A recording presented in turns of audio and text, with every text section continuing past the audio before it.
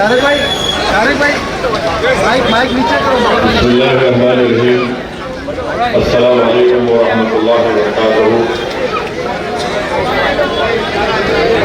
मोअज़्ज़िज़ हाज़रीन इकराम, मेरी इज़्ज़तदार माँ और बहनों, बुजुर्गान कौम और मिल्लत, मेरे गयूर नौजवान साथियों, मेरी जमात मजलिस इत्तेहादुल मुस्लिमीन के तमाम अरकान और मेरे रुफ़क़ा, शहनशीन पर तशरीफ़ फरमा हाजी सत्तार पटेल साहब, अयूब चेयरमैन साहब, अजहर पठान साहब, समीर साजिद साहब, शारिफ नकबंदी साहब, मुशू पटेल साहब, शफीक पटेल साहब, तैयब पटेल साहब, शकील सिद्दीकी साहब, समद पटेल साहब, जनाब प्रभाकर पांडे साहब, कलीम पटेल साहब, जनाब विकास रिश्ते साहब, माजिद पठान साहब, काटा साहब, काटके साहब, कुणाल कराज साहब, हैदराबाद के सीनियर मजलिसी रुकन वो रुकने बल्दिया सलीम बेग साहब, सीनियर मजलिसी कायद जनाब मंसूर खान साहब, शफीउद्दीन शफी साहब, असरार साहब, वहीदुज़्ज़मान साहब, अज़गर ज़ैदी साहब, मोहतरमा फलक साहिबा, मेरे अजीज दोस्तों और बुजुर्गों, रसूल की इस तारीखी मुकाम से मुझे मजलिस इत्तेहादुल मुस्लिमीन के इंतकादी जलसे से आप तमाम के दरमियान में खड़े होकर बोलने का मौका मुझे अल्लाह सुब्हानहू व तआला ने इनायत फरमाया। मैं सबसे पहले इस सरजमीन के उन मशहूर व मारूफ लोगों को खराज अक़ीदत पेश करना चाहता हूँ जो आज इस दुनिया में नहीं है। मेरी अल्लाह से दुआ है कि यासीन पटेल साहब और करीम पटेल साहब के मरहूमीन को अल्लाह सुब्हानहू व तआला इनकी मग़फ़िरत करे, इनकी खबरों को कुशादा फरमाए और अल्लाह सुब्हानहू व तआला सुबह क़यामत तक जनाब यासीन पटेल और करीम पटेल मरहूम साहब की तरह यहाँ पर हज़ारों ऐसे लोगों को अल्लाह उनका नेमल बदल बनाकर पैदा करे ताकि वो इखलास के साथ इस सरज़मीन पर बसने वाले अवाम की रहबरी, उनकी सरपरस्ती और उनकी मदद कर सके। मेरे अजीज दोस्तों और बुजुर्गों, आप जानते हैं कि मजलिस इत्तेहादुल मुस्लिमीन ने औरंगाबाद सेंट्रल से दोबारा जनाब नासिर सिद्दीकी साहब को यहाँ से अपना उम्मीदवार बनाकर पेश किया। आप ये भी जानते हैं कि महाराष्ट्र के इस असेंबली इंतखाबात में मजलिस इत्तेहादुल मुस्लिमीन ने 16 उम्मीदवारों को इस विधानसभा के इलेक्शन में उतारा। यकीनन ये हमारे लिए एक आसान फैसला नहीं था, खास तौर से हमारे छोटे भाई समीर साहब के लिए, उनके लिए भी बड़ा ये सख्त तकलीफदेह बात थी कि वो भी ख्वाहिशमंद थे, मुझसे मिले, मैंने उनको हैदराबाद आने की दावत दी और मेरी उनसे बातचीत की हुई, मगर अल्हम्दुलिल्लाह उन्होंने मजलिस इत्तेहादुल मुस्लिमीन के एक पाबंद डिसिप्लिन सिपाही की तरह बड़े कुशादा दिल के साथ जनाब नासिर सिद्दीकी साहब को मजलिस में उम्मीदवार बनाया, उसको कबूल किया और मुझे यकीन है कि इंशाअल्लाह ताला आइंदा ज़रूर अल्लाह जनाब समीर साहब को एक मौका देगा ताकि वो अवाम की अच्छी तरीके से खिदमत कर सके। मैं उनका भी शुक्रिया अदा करूँगा कि समीर साहब ने जो मोहब्बत का मुजाहरा किया और साथ ही साथ उन्होंने ये भी बता दिया आप लोगों को कि मजलिस के जो मुखालिफीन है वो दरहकीकत मजलिस के मुखालिफीन से ज्यादा वो औरंगाबाद के दुश्मन है। वो ये नहीं देख सकते कि बरसों के बाद यहाँ पर एक सियासी इत्तेहाद के मुजाहरे किए जा रहे हैं इसीलिए उनको लगता है कि जब तक मजलिस औरंगाबाद से ताकतवर रहेगी, इन तमाम मुखालिफिन की इनफरादी दुकान नहीं चमकेगी। मगर मैं समीर साहब का शुक्रिया अदा करता हूँ कि अल्लाह सुब्हानहू व तआला ने उनको इन तमाम मुखालिफिन, मुनाफिकीन और ये जो इब्लीस के एजेंट बनकर हमारे इस तारीखी शहर के गली कूचों में फिरते हैं कि किसी न किसी तरह हमारे इस इतिहास के जिले को कमजोर कर दिया जाए। मैं ये बात जरूरी समझता हूँ कहना कि लातूर से भी मोहम्मद अली हमारे जमात के सदर ख्वाहिशमंद के, अमरावती से हमारे सदर साहब किसी एक उम्मीदवार को लाए थे, वो काबिल भी थे, मगर मजलिस ने एक फैसला लिया और हमने सिर्फ 16 उम्मीदवार महाराष्ट्र के असेंबली इंतखाबात में खड़ा किए। नांदेड़ में भी लोग बहुत ख्वाहिशमंद थे, जनाब मोइन साहब और फिरोज ज़ाला भी, मगर मजलिस इत्तेहाद मुस्लिमीन ने फैसला ले लिया कि हम नॉर्थ नांदेड़ से मुकाबला नहीं करेंगे। इस साउथ से हम जनाब मोइन साहब के हक में फैसला हुआ तो जाहिर है वहां पर साबर चाउल को भी थोड़ा तकलीफ, इंसान है, ख्वाहिशमंद है, तो ये चीजें हैं इंशाअल्लाह ताला। क्योंकि जब जमात का फैसला होता है तो जो जमात के जिम्मेदार होते हैं वो पाबंद, डिसिप्लिन के पाबंद होते हैं और इन तमाम ने मजलिस के फैसले को कबूल किया। मैं इनका दिल की गहराइयों से तमाम मजलिस के उन तमाम अरकान का जिन्होंने मजलिस के इस फैसले को कबूल किया, यकीनन इंसान है, हर एक की ख्वाहिश होती है, मगर मजलिस ने सियासी हकीकत को सामने रखकर फैसला लिया और मुझे यकीन है कि इंशाअल्लाह ताला इससे जमात और मजबूत होगी। और जिन हजरात को मौका नहीं मिला, मुझे यकीन है कि आने वाले मुस्तकबिल में इनको अल्लाह सुब्हानहू व तआला जरूर इससे ज्यादा मजलिस के प्लेटफॉर्म के जरिए अल्लाह उनको मौका देगा और वो अच्छी तरह से वहां की खिदमत भी करेंगे। और एक बात मैं बताना चाह रहा हूं कि परभणी में मजलिस ने किसी उम्मीदवार को खड़ा नहीं किया। ये जो साहब खड़े हैं, मैंने उनको फोन कर कहा कि आपको बी फॉर्म नहीं दिया गया था, मगर इसके बावजूद भी आपने कैसे वो बी फॉर्म हासिल किया। तो खैर अब पुलिस कंप्लेन हो चुकी है, अब जब एफएसएल की रिपोर्ट आएगी तो शायद उनको जेल को भी जाना पड़े। मैंने खुद उनसे कहा था कि तुम मत हो, तुम्हारे पास जो तुम फॉर्म दाखिल करे वो गलत है। तो खैर मैं ये बात अवामी तौर पर वाज़ेह करना जरूरी समझता हूँ। और एक बात बताना चाहूंगा कि बहुत से लोग समझते कि इम्तियाज जलील साहब फैसला करते, नहीं करते। इम्तियाज जलील साहब फैसला, इम्तियाज जलील साहब से मशवरा करते, हर आदमी से मशवरा करते, फैसला असदुद्दीन ओवैसी मशवरे के बाद होता। तो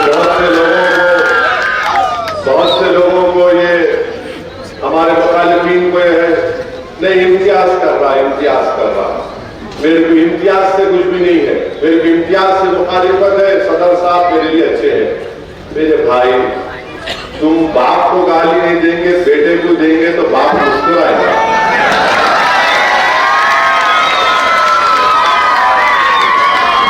आप किसी ताकतवर खूबसूरत घर आपने तामीर किया मजलिस का यहाँ पर औरंगाबाद में, बड़ी शानदार इमारत आपने खड़ा की, जिसमें हमारे बुजुर्गों की, नौजवानों की, माँ और बहनों की कुर्बानियां हैं। अब जब हमारी इमारत मजबूत होते जा रही तो इस इमारत पर आकर कोई पत्थर फेंक रहा, नहीं मेरे को सदर साहब से कुछ नहीं, इमारत पर पत्थर फेंक रहे, ये कैसे हो सकता है। तो मेरी आप तमाम से गुजारिश है, ये ताकतवर इमारत की बुनियाद आपने रखी और सरजमीन तेलंगाना के बाद अगर कोई ताकतवर जगह मजलिस की है तो ये औरंगाबाद की सरजमीन है। तो मेरे अजीज दोस्तों और बुजुर्गों, अब इंतखाबात की बात होगी। 9:12 हुए 9:15 नहीं। ये बात करी कि मीडिया वालों को 15 मिनट से बड़ी मोहब्बत होगी। क्या है नहीं मालूम, 15 मिनट से इनको इतनी मोहब्बत। तो खैर अभी 9:12 हुए। मेरे अजीज दोस्तों और बुजुर्गों, 20 नवंबर के दिन इंतखाबात की रायदही का दिन है और सेंट्रल में नासिर सिद्दीकी साहब का नाम मशीन में 12वें नंबर पर है और ईस्ट में इम्तियाज जलील साहब का मशीन नंबर 6 नंबर पर है। तो मैं हमारे बुजुर्गों से, हमारी सरदार और बहनों से, नौजवानों से, तमाम औरंगाबाद के वोटर से अपील कर रहा हूं कि इन दोनों असेंबली हल्के जात से आप मजलिस के उम्मीदवारों को कामयाब करके आप यहां से उनको अपना एमएलए बनाइए ताकि वो महाराष्ट्र की विधानसभा में जाकर आपकी आवाज बन सके। देखिए, ताकतवर और कमजोर में फर्क होता है। ताकतवर ये बोलता है कि मैं इलेक्शन जीतूंगा, नासिर सिद्दीकी बोल रहे हैं मैं इलेक्शन जीतूंगा, ये ताकतवर बोल रहा है। समीर बोल रहा है कि मेरे को टिकट नहीं मिला, वक्तिया तौर पे तकलीफ हुई मगर मेरी जमात जीतेगी। इम्तियाज जलील ये कह रहे हैं कि मैं सेंट्रल से एमएलए था, अल्लाह ने आपने मुझे कामयाब किया, फिर मुझे अल्लाह यहां की अवाम ने मुझे एमपी बनाया, फिर अल्लाह का फैसला हुआ और मैं कामयाब नहीं हुआ। ये तमाम मुखालिफीन और मुनाफिकीन की साजिशों की वजह से मैं अब फिर जमात ने मुझे मौका दिया, इससे मैं लड़ूंगा और कामयाब होगा। अब जो कमजोर होता है वो क्या बोलता है, मैं जीतूंगा नहीं, मैं इसको हराऊंगा। समझे आप? जीतने वाला क्या बोलता है, मैं जीतूंगा। जो कमजोर होता है ज़हनी तौर पर भी, किरदार के तौर पर भी, वो कहता है नहीं, मैं इसको हराऊंगा। तो ये जो बीजेपी आरएसएस की साजिश ये है कि पूरे महाराष्ट्र में उन्होंने ऐसे 100 उम्मीदवारों को खड़ा किया जिनका नाम उर्दू जबान से शुरू होता है। समझे ना? समझे नहीं समझे? हाँ देखो, अच्छा समझ गया, तो बहुत बड़ा लीडर बनेगा इंशाअल्लाह। तो बीजेपी ने 100 ऐसे इंडिपेंडेंट उम्मीदवारों को खड़ा किया जिनका नाम उर्दू जबान से शुरू होता है। तो मोदी की साजिश यह है कि ये 100-200 ले ले, ये 100-200 ले ले तो वहां पर उनको कामयाबी मिल जाएगी, वोट आपका और हमारा डिवाइड होगा। मगर मैं इन तमाम 100 लोगों से कहना चाह रहा हूं कि आप इस शहर को कमजोर करके रात में कैसे सो सकेंगे अपने घर में, बताओ मेरे को। आप इस शहर को और कमजोर करके कैसे आप अपनी जमीन को जिंदा रख पाएंगे? आपका नाम कुछ और है मगर आप काम किसका कर रहे हैं देख लो। आप जीतने के लिए नहीं लड़ रहे हैं क्योंकि आप कमजोर हैं, आप हराने के लिए लड़ रहे हैं। आपकी पूरी सोच यह है कि मोदी जीते, मजलिस ना जीते, कोई भी जीते मगर मजलिस ना जीते। मैं इन लोगों से कहना चाह रहा हूं, ये शहर सबका है, तुम अपना जमीर को कैसे जिंदा रखोगे? तुमको रात में नींद कैसे आएगी अगर तुम ये जो काम करने जा रहे हो? तो मेरी आप तमाम से अपील है कि ये जो कमजोर लोग खड़े हैं इनको एक वोट भी मत दीजिए। देखिए, मैं आपको याद दिला रहा हूं कि 20 साल के बाद Imtiaz Jaleel member of parliament बनकर दिल्ली की पार्लियामेंट में गया तो महाराष्ट्र की सियासत में एक हलचल आई, एक जलजला आया। मगर जब 2024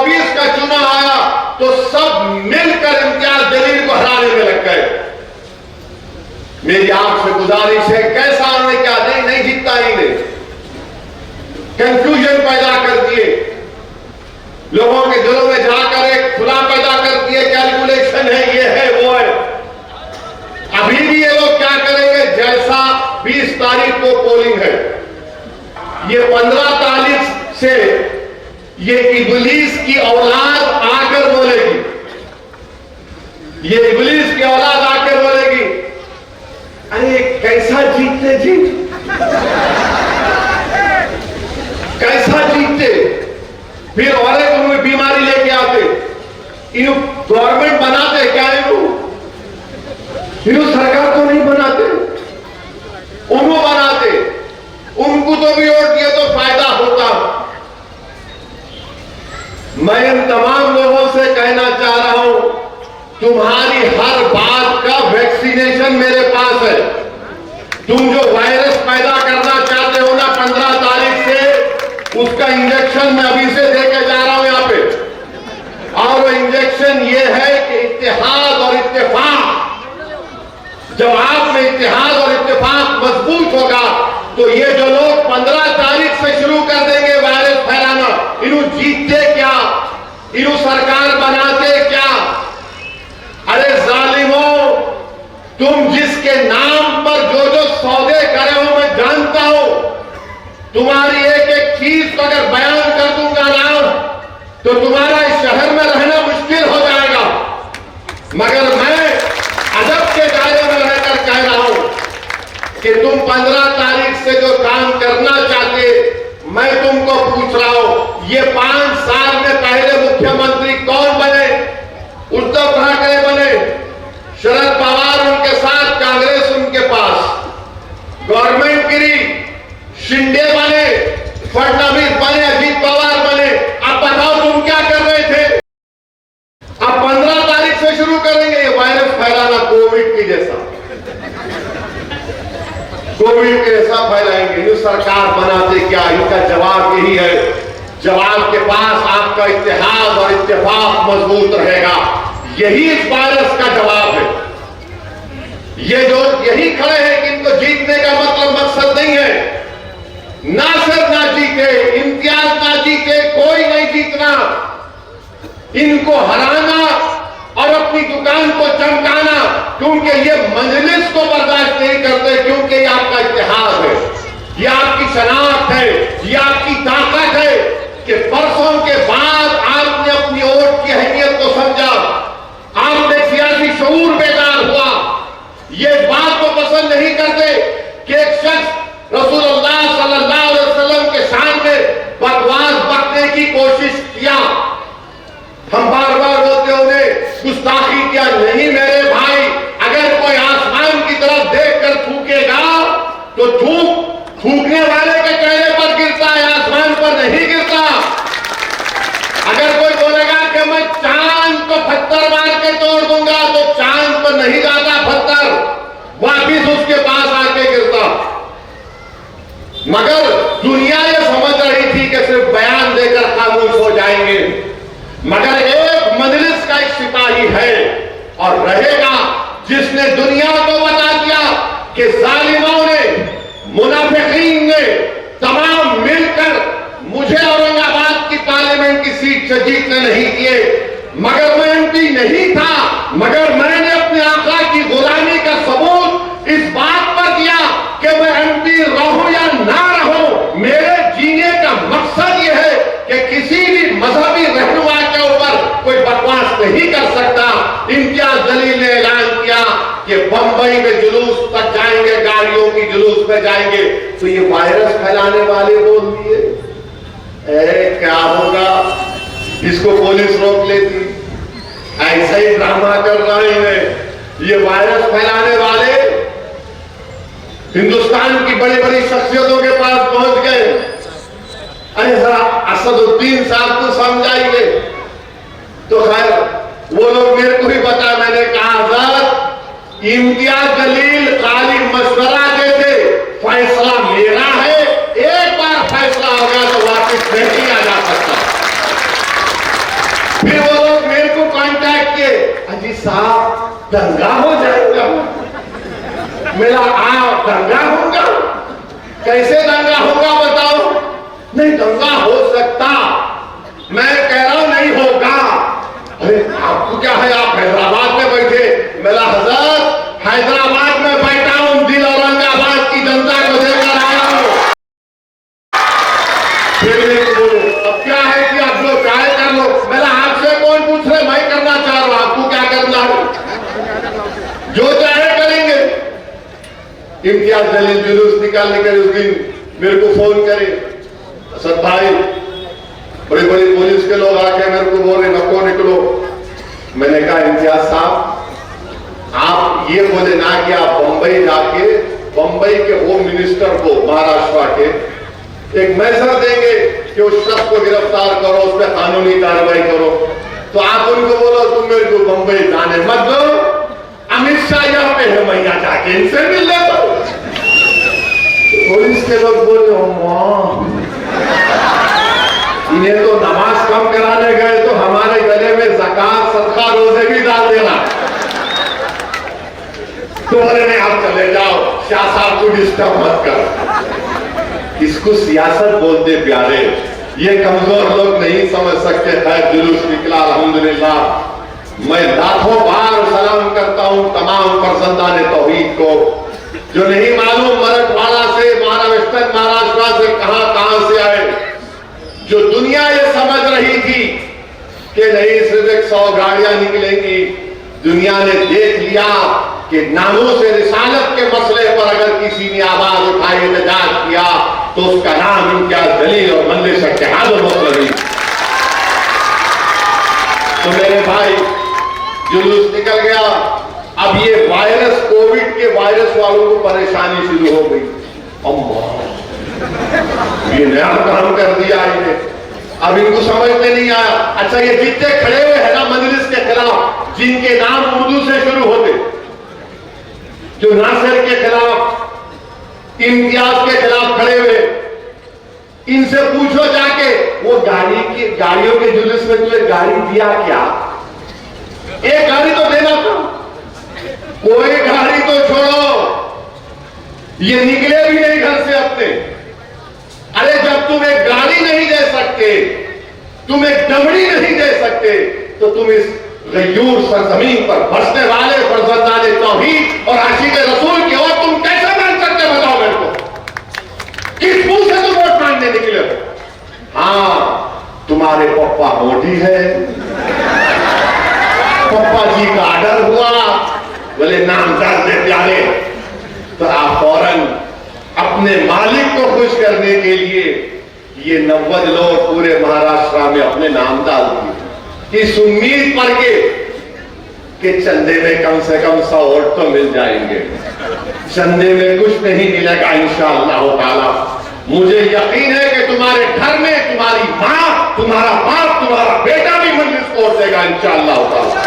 तुम देख लेना मेरी बात को, तुम अपने घर में क्या होगा नहीं जानते हो, तुम्हारी औलाद क्या कह रहे हैं मुझसे मैं जानता हूं, मगर तुम खड़े होकर सिर्फ बीजेपी को और मजलिस के मुखालिफिन को कामयाब करना चाहते हैं।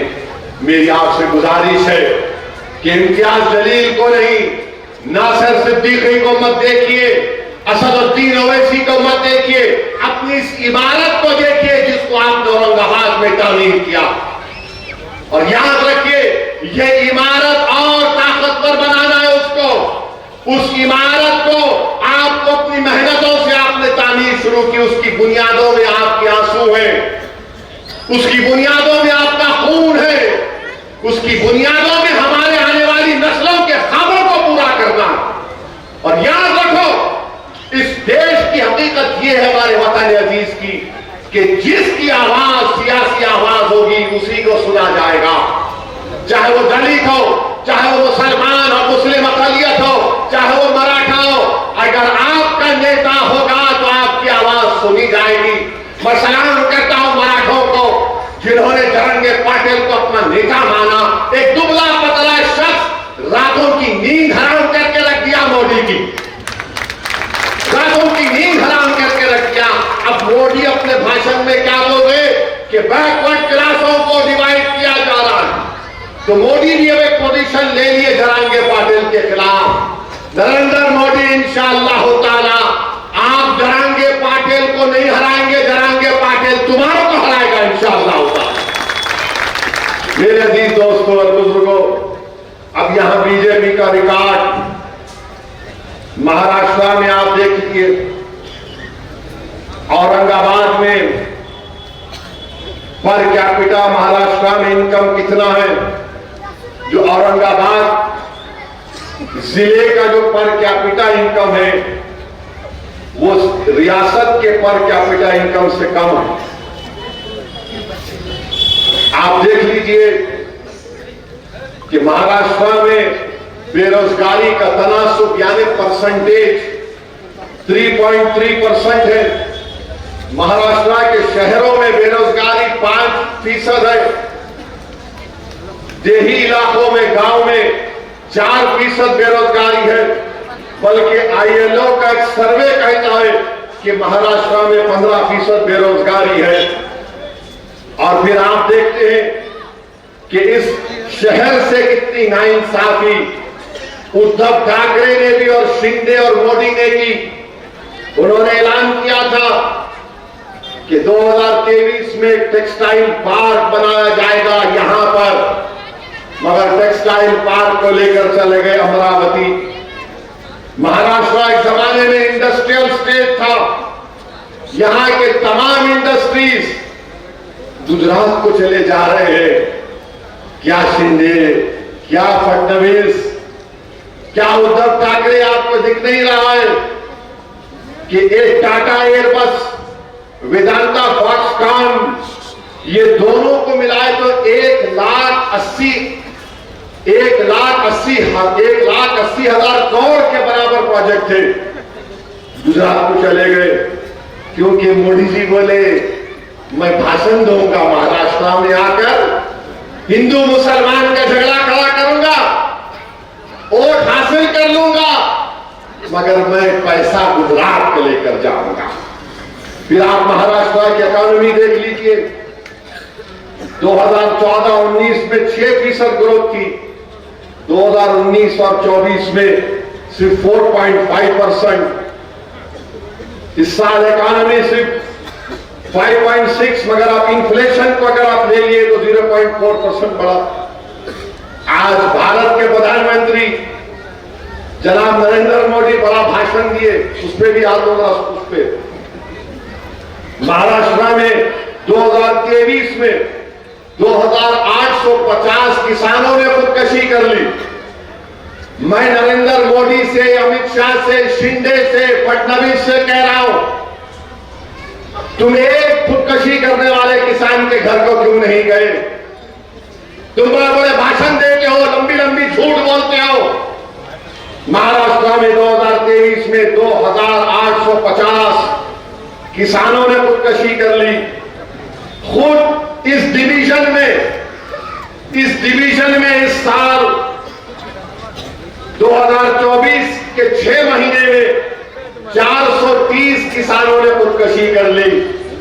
अरे ये जो उम्मीदवार नासिर के खिलाफ खड़ा है, ये जो उम्मीदवार इम्तियाज जलील के खिलाफ खड़ा है, ये जो उम्मीदवार वेस्ट औरंगाबाद से खड़ा है, अरे 6 महीने में इस डिवीजन में 430 किसानों ने खुदकशी कर ली। अगर वो किसान जो खुदकशी किया तुम्हारा भाई, तुम्हारा रिश्तेदार होता तो तुम्हारे दिल पर क्या गुजरती? तुमको क्या मोहब्बत किसानों से? देख लो महाराष्ट्र में, एक जमाने में महाराष्ट्र में एग्रीकल्चर प्रोडक्टिविटी बड़ी हाई होती थी, ज्यादा होती थी। अब महाराष्ट्र में चावल, वीट, धान, ये सब काली 1/3 हो गई। आंध्रा, हरियाणा, तेलंगाना इससे ज्यादा पैदा करता है। अब बोलो मोदी, बोलो शिंदे, बोलो फडणवीस इस बारे में नहीं बोलेंगे। फिर महाराष्ट्र में जो जमीन है, जो जिरात की फार्म साइज है बहुत छोटा है। 73% लैंड होल्डिंग जो है 1 हेक्टर पर है, 1 हेक्टर पर है। फिर आप देखिए मोदी आकर बड़ा बड़ा भाषण देकर गए। महाराष्ट्र में 2023 में सबसे ज्यादा हेट स्पीचेस महाराष्ट्र में हुए। फिर महाराष्ट्र में सबसे ज्यादा लोग दंगों में पकड़े गए 2022 में। महाराष्ट्र का बजट आप देख लो, एग्रीकल्चर में 15% कम कर दिया गया, सेहत और फैमिली वेलफेयर में 9% कम कर दिया गया, शहरी विकास अर्बन डेवलपमेंट में 27% कम कर दिया गया। और उसका नतीजा क्या निकला कि यहां पर पीने का पानी नहीं है। औरंगाबाद मोदी जी आएंगे औरंगाबाद को तो नरेंद्र मोदी अपने हेलीकॉप्टर को चाहे कचरा डाल देना माउंट आना तो वहां अपने हेलीकॉप्टर को उतार के बगैर नाक को हाथ लगाए मोदी जी आप आना यहां पे। यहां बैठे तो वो आ रही है और बोल रहे हम सब चीज कर दिए, हम आसमान से तारे तोड़ के लाए, कुछ नहीं हुआ। फिर आप देखिए SC, ST, OBC माइनॉरिटी के बजट को कम कर दिया गया। और आपको मालूम हर साल महाराष्ट्र में करीब 60,000 करोड़ रुपए खाली इंटरेस्ट पर जो पैसा दिया जाता है वो महाराष्ट्र की सरकार देती है। जो कर्जा लिया गया करीब 60,000 करोड़ सालाना दिए जाते हैं। अच्छा ये शिंदे बोल रहे मैं लाडली बहना दिया, अच्छा किए, जेब से दिए, घर का पैसा है तुम्हारे, पब्लिक का पैसा है। जिसको मिला बहुत अच्छा है, जिसको मिला मिलके भी आप किसको बटन दबाएंगे? हमारी मां और बहनें भी ऊपर बैठी हुई है। अगर आपको मिले 1500 रुपये तो बोलना thank you but we vote for M.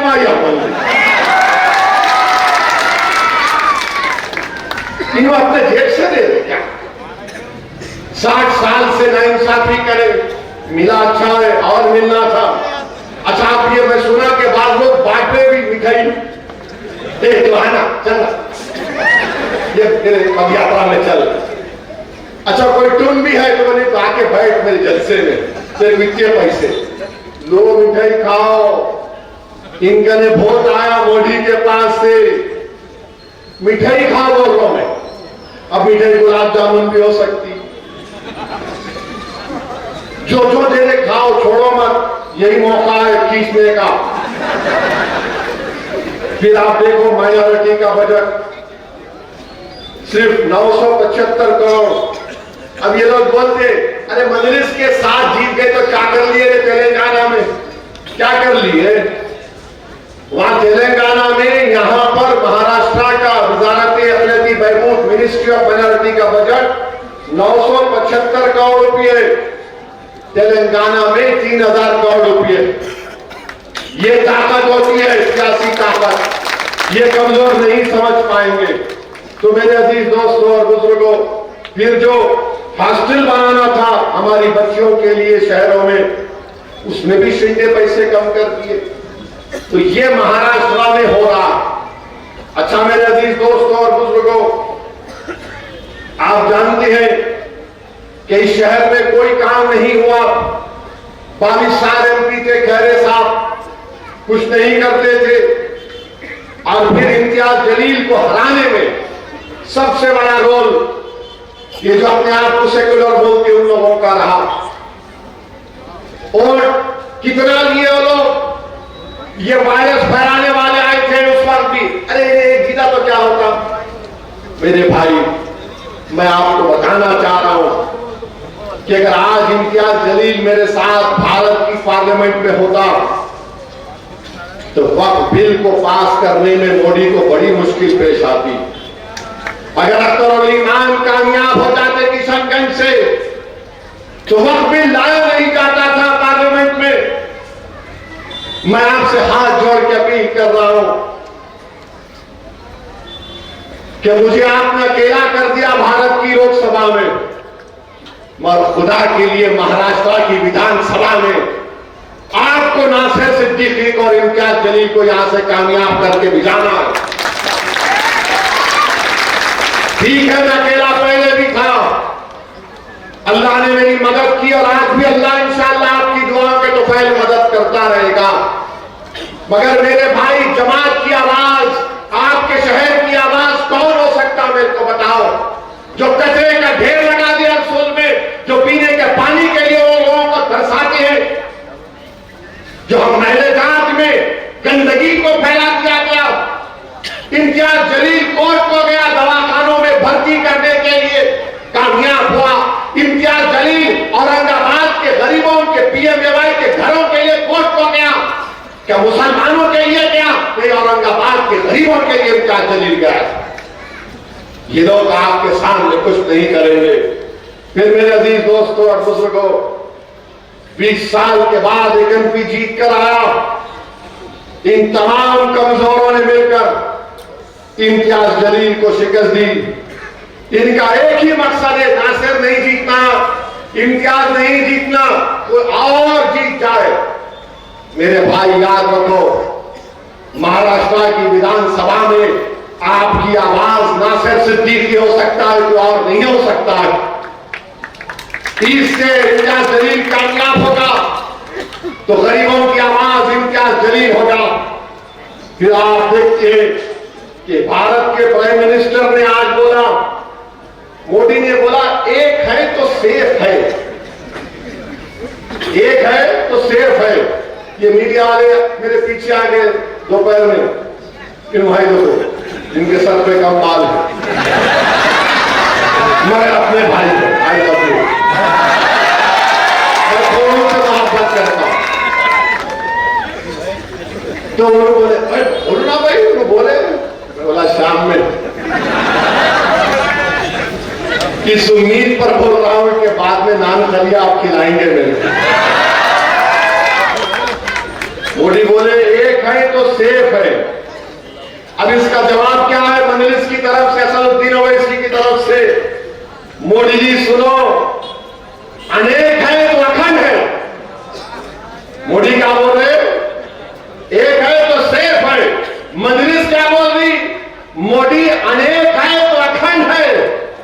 Bharat में अनेक लोग हैं, मराठा है, दलित है, मुसलमान है, क्रिश्चियन है, ईसाई है, ओबीसी है, तमिलियन है, पंजाबी है, तेलंगाना का है, तेलुगु बोलने वाला है, अरे अनेक। मोदी क्या बोल रहे? एक हो जा। कैसा होंगे बाबा? कोई अपने कल्चर को छोड़ेगा, कोई अपनी गुजराती तहजीब को छोड़ेगा, तो मोदी चाहते क्या है कि सब भारत की डाइवर्सिटी खत्म हो जाए। ये एक का मतलब ये है। मजलिस क्या बोली? हम अनेक हैं तो अखंड है।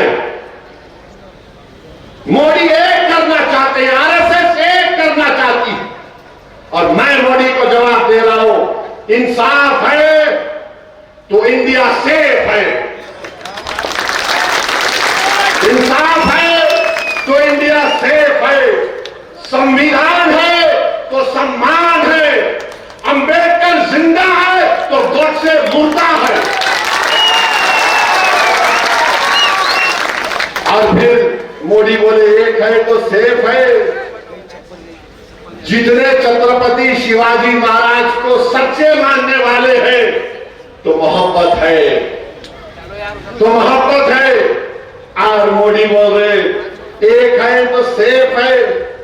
तो मोदी क्या कर रहे? महाराष्ट्र के चुनाव में मोदी एक काम कर रहे कि मराठा वर्सेस ओबीसी कर रहे। मोदी क्या करना चाहते हैं? मैं हमारे ओबीसी भाइयों को बोल रहा हूं कि इसकी साजिश से मत आओ आप। ये एक की बात कर रहा है, हम अनेक की बात कर रहे हैं। ये लड़ाना चाहते हैं, एक के नाम पर सबको लड़ाना चाहते हैं। आप इनकी साजिश और बताओ। अच्छा मोदी जी ये तो बताओ, एक है तो सेफ है, तो आपने क्यों कहा था 2024 के पार्लियामेंट इलेक्शन में राजस्थान में आपने हिंदू बहनों से कहा था कि आपका मंगलसूत्र निकाल कर मुस्लिम औरतों को दे दिया जाएगा? और आप आज महाराष्ट्र में आके बोल रहे एक है तो सेफ है।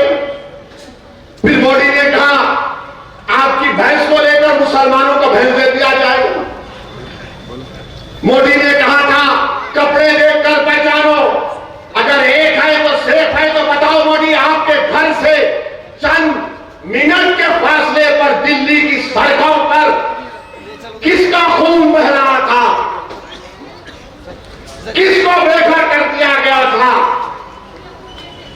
इसका बात नहीं करेंगे। और फिर मोदी बोलते हैं ये खाए तो सेफ है। मोदी जी वो इतने 4 साल से चीन जो कब्जा करके बैठा हुआ है, तो कल से भाजपा वाले बोलेंगे ओवैसी क्या बोल रहा है, डेमसांग डेमचाक पोंगसांग सू में चीन पीछे हट गया, चीन पीछे हट गया। अब वहां पे बर्फ है, 25 पेट्रोलिंग पॉइंट कम नहीं जा सकते। मैंने नहीं कहा, लद्दाख के एसपी ने कहा, मोहतरमा ने कहा। तुमने डेमचाक डेमसांग पे बफर जोन बना दिए। क्यों बना तुम बफर जोन? किसी के बाप की जमीन नहीं, भारत की जमीन है वो। तुमने डेमसाक डेमचाक लद्दाख का नाम लेकर तुमने चाइना को अरुणाचल प्रदेश में यांगसी ने वहां पर पेट्रोलिंग राइट्स दे दिए। कहां अरुणाचल, कहां लद्दाख? और इसी पार्लियामेंट में राजनाथ सिंह ने खड़े होकर अरुणाचल प्रदेश के यांगसी के बारे में कहा था, चाइना यूनिलैटरली हमारे बॉर्डर को बदलना चाहता है। मोदी चाइना को अरुणाचल प्रदेश में पेट्रोलिंग के राइट्स दे दिए। और फिर मोदी क्या समझते कि जो मेरे को मान लिया उन्हें देशभक्त है, जो नहीं माना उन्हें देशभक्त नहीं है। मैं आपको नहीं मानता मोदी जी, क्या करेंगे आप? मैं देशभक्त हूं, मैं नहीं मानता तुम्हारे को, मैं तुम्हारी आइडियोलॉजी को नहीं मानता। मैं तुम्हारे साथ जब तक जिंदा हूं तुम्हारे से खिलाफ लड़ता था, लड़ता रहूंगा इंशाअल्लाह ताला। मैं नहीं मानता तुम्हारी आइडियोलॉजी को जो लोगों के दिलों को तोड़ती है। मैं नहीं मानता तुम्हारी आइडियोलॉजी को जो लोगों की नफरत की दीवारों को उठाती है। मैं नहीं मानता तुम्हारी सोच और फिक्र को जो भारत को कमजोर करना चाहती है। मगर मोदी क्या बोलते, मेरी तारीफ करो, तुम देशभक्त हो। और by the way China Modi का दोस्त हो चुका है आजकल। मेरे अजीज दोस्तों और बुजुर्गों, मैं आपको बताना चाह रहा हूं कि आज नासर के खिलाफ भी कैंडिडेट है। कौन है वो लोग? क्या शिवसेना वाले उद्धव ठाकरे, सॉरी वो शिवसेना हो गए, दोनों मिलकर घी चाट रहे, एक घी खा लिए चाट रहे। किसने CAA बिल की तारीफ की थी पार्लियामेंट में? किसने NRC की तारीफ की थी? किसने ट्रिपल तलाक की तारीफ की थी? किसने UAPA के कानून की तारीफ की थी? किसने जब वक्फ बिल पेश हुआ तो उद्धव ठाकरे के MP नहीं थे लोकसभा में, मैं देखा हूं। कोई उद्धव ठाकरे के MP नहीं थे लोकसभा में, पूरे बाहर चले गए। जब वक्फ का बिल पेश हुआ तो कौन लड़ रहा था? उस वक्त के कानून के इंट्रोडक्शन पर असदुद्दीन ओवैसी अकेले लड़ रहा था। और मैं आपको आज दिल की बात बता रहा हूं, मुझे माफ कर देना औरंगाबाद के गयूर लोगों, मैं जब अकेला खड़े होकर उसके इंट्रोडक्शन के खिलाफ लड़ रहा था तो 2-2 बार मेरी जबान से निकल गया, इम्तियाज में उठो, इम्तियाज में उठो, मगर इम्तियाज में यहां बैठे थे। मेरे भाई, ये वक्फ का कानून मस्जिदों को छीन लेगा अगर यह कानून बनता है।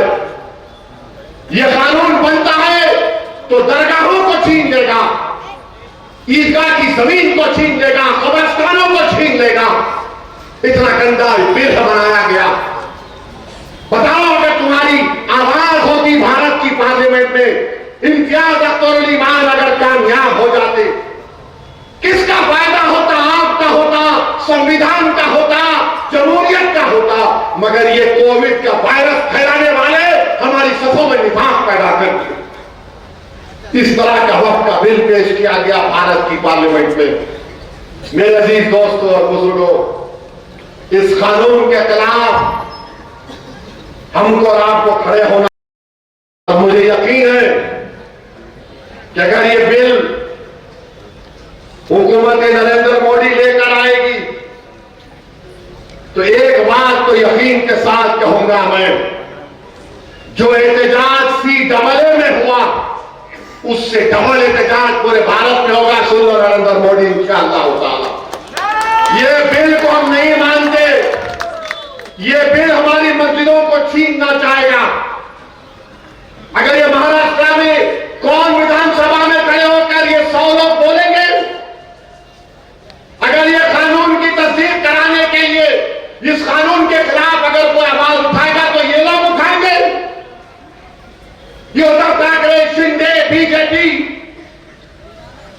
इनके पैसों पर बिकने वाले लोग जो जमीन बेच रहे हैं, अरे तुम औरंगाबाद को कमजोर कर रहे हो, कौन उसके खिलाफ महाराष्ट्र की विधानसभा में आवाज उठाएगा? नासिर सिद्दीकी खड़ा हो जाएगा, इम्तियाज जलील खड़ा हो जाएगा, फारूक शाह खड़ा हो जाएगा, मुफ्ती इस्माइल खड़े हो जाएंगे, वारिस पठान खड़ा हो जाएगा, फैयाज खड़ा हो जाएगा। मेरे भाई, आवाज की जरूरत है, लड़ने वालों की जरूरत है। आपको फर्क महसूस करना है, एक लड़ने वाले की तरफ से और एक गाने वाले की तरफ से। ये सब गाने वाले हैं, इनको हुक्म लगा ऐसे रात में गा, बोलो ओवैसी के खिलाफ, अब बच्चा शुरू हो गई, हारमोनियम लेके ओवैसी ये ओवैसी वो। मेरे भाई, लड़ने वालों की जरूरत है और यही वजह है कि आरएसएस नहीं चाहती कि यहां से नासिर सिद्दीकी और इम्तियाज जलील कामयाब हो जाए। याद रखो, टीपू सुल्तान से गद्दारी करने वाले कौन थे? गद्दारी करने वाले बोलो, कौन थे गद्दारी करने वाले टीपू सुल्तान से? तुम्हारी जबानों को जुम्बिश दो, बोलो कौन थे? सिराजुद्दौला को धोखा देने वाले कौन थे? करबला के मैदान में इमाम हुसैन के खिलाफ नमाज भी पढ़ते थे और पानी भी बंद करते थे, कौन थे वो लोग? मेरे भाई, तारीख तुमको पुकार पुकार कर कह रही है कि एक पार्लियामेंट के इलेक्शन में इन जालिमों ने हमको डसा, अब असेंबली के इंतखाबात में इनको डसने मत दो, अपने इतिहाद को मजबूत बनाओ। मजलिस कभी किसी मजहब के खिलाफ ना थी ना कभी रहेगी इंशाअल्लाह ताला। जब तक अल्लाह सुब्हानहू व तआला असदुद्दीन ओवैसी को मजलिस का एक सिपाही और जिम्मेदारी के तौर पर रखेगा, मैं किसी भी समुदाय का खिलाफ नहीं। मैं तो दुनिया के कोने कोने में जाकर कहता हूं कि मेरा देश ऐसा है जहां पर हर 100 किलोमीटर पर अलग तहजीब है। मेरा देश वो है जहां पर हजारों तहजीबें, कई मज़ाहिब के मानने वाले रहते हैं। मेरा एक ही झगड़ा है, जब सबका नेता हो सकता है तो मेरा नेता क्यों नहीं हो सकता? जब सबका आवाज हो सकती है तो मेरी आवाज क्यों नहीं हो सकती? जब सब समुदाय अपने अपने लोगों को इलेक्ट करते हैं तो मैं अपनी पार्टी के नुमाइंदों को क्यों इलेक्ट नहीं कर सकता? मेरा झगड़ा एक ही है और मैं आपसे अपील करने आया हूं कि वक्त बिल आपके सामने है। आपने देख लिया कि एक शिंदे की पार्टी में एक शख्स है जिसने कहा कि मस्जिद में घुस के हम मारेंगे। मेरे भाई, बताओ, आप कोई लड़ने वाला ही नहीं है। अब अगर इम्तियाज, नासिर सिद्दीकी, मुफ्ती इस्माइल साहब और फारूक शाह के साथ वारिस पठान और फैयाज ये लोग चले जाएंगे, हमारी दलित कैंडिडेट भी नागपुर में है, ये हमारे मजलिस के लोग जीत के जाएंगे, तो इसको बोलने से पहले सोचना पड़ेगा कि मस्जिद में घुस के मारेंगे। मोदी जी, बोलो इसके ऊपर तुम क्या बोलते? एक है तो सेफ है, अरे ये तुम्हारी पार्टी में है तो सेफ है। तुम्हारी पार्टी का सत्ता महाराष्ट्र में नहीं होगी तो तुम्हारे तमाम के तमाम लोग जो नफरत फैला रहे ये अनसेफ हो जाएंगे। कानून के एतबार से लीगली कानून इनको ऊपर काम करेगा। मगर शिंदे ने उस शख्स के साथ खड़े होकर कह दिया कि मैं इनके साथ हूं जो नबी करीम सल्लल्लाहु अलैहि वसल्लम के शान में गुस्ताखी करने की कोशिश की। तो मेरे अजीज दोस्तों और बुजुर्गों, अपने एक वोट को इस्तेमाल करिए। आप मजलिस के अपने बटन दबाइए। ये लोग जो खड़े हैं ना, जीतना इनका मकसद नहीं है, हराना इनका मकसद है। ये जानते हैं कि जीतने वाला इम्तियाज इम्तियाज जलील है, जीतने वाला नासिर सिद्दीकी है, ये आपके इत्तेहाद के दुश्मन है। और ये जो बीजेपी, शिंदे, उद्धव ठाकरे और कांग्रेस के जितने उम्मीदवार हैं, बताओ तुमने औरंगाबाद के लिए क्या किया? तुम्हारे पास सत्ता थी, तो पीने का पानी का मसला हल नहीं कर सके। यहां पर रोने क्या है बताओ? इम्तियाज जलील ने अपने सालाना एमपी फंड से जो काम करवा सकते थे, काम को करवा दिया। मगर मेरी आप तमाम से अपील है कि मुत्तहदा अपने वोटों का इस्तेमाल करिए। डरने और घबराने की जरूरत नहीं है। 20 तारीख के दिन सुबह में अपने घरों से निकलिए। नासिर सिद्दीकी का नाम मशीन में 12वें नंबर पर है, इम्तियाज जलील का नाम 6ठे नंबर पर है। और ये समझ कर वोट डालिए कि आप पार्टी को कामयाब कर रहे, शख्सियतों को कामयाब नहीं कर रहे। मजलिस इनफरादियत को प्रमोट नहीं करती, मजलिस शख्सियत को प्रमोट नहीं करती। अरे मैं आज जिंदा हूं, कल नहीं रहूंगा, ये हक है, मैं नहीं रहूंगा, तो क्या मजलिस खत्म हो जाएगी? लाखों बार खुदा ना खास्ता मजलिस रहेगी तुम्हारी वजह से। तुम लीडर बनोगे, तुम कायद बनोगे, तुम रहबरी करोगे, तुम भारत की पार्लियामेंट में लड़ोगे संविधान के दायरे में रहकर, तुम गरीबों की आवाज बनोगे, तुम मजहब की आवाज नहीं बनोगे, तुम गरीबों की आवाज बनोगे। ये मेरा ख्वाब है, इस ख्वाब को आपको जिंदा रखना है। अगर आप और हम खुदा ना खास्ता जो गलती हमसे पार्लियामेंट इलेक्शन में हुई, जिसकी बुनियाद पर हमारी कोई आवाज आज पार्लियामेंट में नहीं है, मैं आपसे अपील कर रहा हूं कि इन लोगों की कोशिशें होंगी। 15 नवंबर से ये इब्लीस के एजेंट शुरू हो जाएंगे, कोविड फैलाएंगे। इन्हों सत्ता में आते क्या, इन्हों जीतते क्या, उन्हें वो होता क्या? मैं लोगों से कह रहा हूं, मैं अपनी जिंदगी के फैसले इस बुनियाद पर लिया हूं कि अल्लाह की साथ पर अटूट तवक्कल करता हूं। मेरी नीयत में इखलास होता है और उसके बाद हम फैसला ले लेते हैं। तुम अगर दिल और दिमाग से पूछोगे तो तुम्हारा दिमाग बोलेगा 1 + 1 = 2, दिल बोलेगा 1 + 0 = 100। पूछा प्यारे हाथ में डरने की क्या बात? याद रखो, अपने दिल की आवाज पर फैसला करो, अपनी जिंदा जमीन पर फैसला करो। हराओ बीजेपी को, हराओ मोदी को, हराओ शिंदे को, इन तमाम पार्टीज को हराओ। अगर मजलिस के मेले जीत कर जाएंगे, अगर मजलिस के मेले जीत कर जाएंगे महाराष्ट्र की विधानसभा में, तो इंशाअल्लाह ताला मैं आपसे वादा कर रहा हूं, हम सेकुलरिज्म को मजबूत करते थे, सेकुलरिज्म को ही मजबूत करेंगे इंशाअल्लाह ताला। कल कहां जलसा है?